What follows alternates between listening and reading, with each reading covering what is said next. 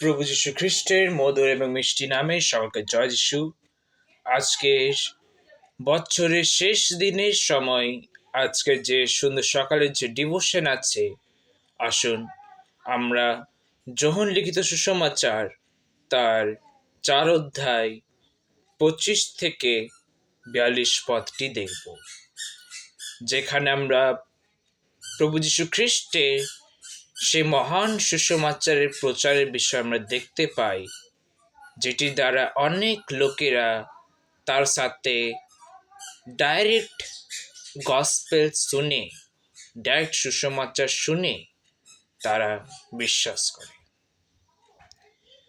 যখন আমরা 25 থেকে 42 পদটি পড়ি, সেখানে আমরা দেখতে পাই কেমনভাবে প্রভু যীশু খ্রিস্ট যখন সমরীয় স্ত্রীর সাথে কথাবার্তা করিলেন, আর করার পর যখন তারা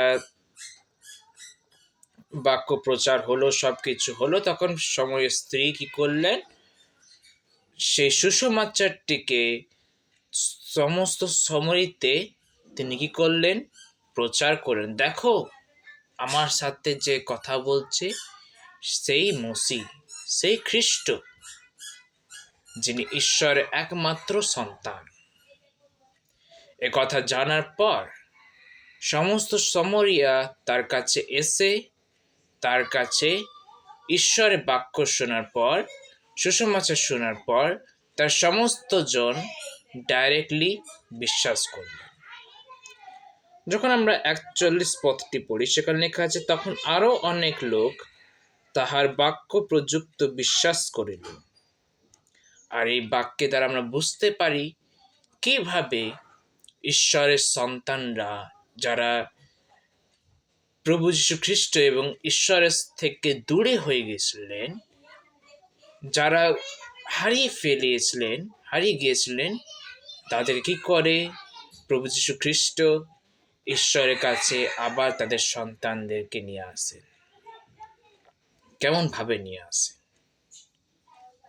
বেশি কিছু হয়েছিল না, তাদের মধ্যে শুধুমাত্র প্রভু যীশু খ্রিস্ট এবং সামরীয় স্ত্রীর মধ্যে কথাবার্তা হয়েছিল। সে কথাবার্তাতেই অনেক লোকেরা কি করলো, ফিরে এলো। যখন আমরা 41 পদতে দেখি, সেখানে লেখা আছে, আরো অনেক লোক তাহার বাক্য প্রযুক্ত বিশ্বাস করিল। আর যখন 40 পদটি পড়ি, সেখানে লেখা আছে, অতএব সেই সমরিয়ারা যখন তাহার নিকটে আসিল, তখন তাহাকে বিনতি করিল যেন তিনি তাহাদের কাছে অবস্থিতি করেন। তাহাতে তিনি 2 দিবস সেখানে অবস্থিতি করিলেন।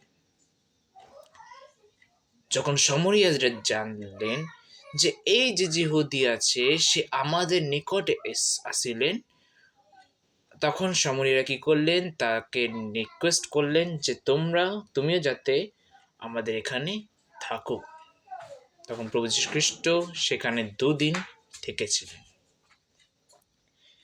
এই বাক্যে দ্বারা আমরা বুঝতে পারি কেমনভাবে সমরিয়া একটি জায়গা, যেটা জিহুদিদের সাথে বা জিহুদার সাথে কোনো কানেকশন ছিল না, কোনো রিলেশন ছিল না, কারণ তারা ঈশ্বরের বিরুদ্ধে পাপ করেছিল। আর তা সত্ত্বেও ঈশ্বরের বাক্য তাদের কাছে পৌঁছালো, যাতে ঈশ্বরের প্রতি তারা বিশ্বাস করে, আবার তারা সন্তান হতে পারে।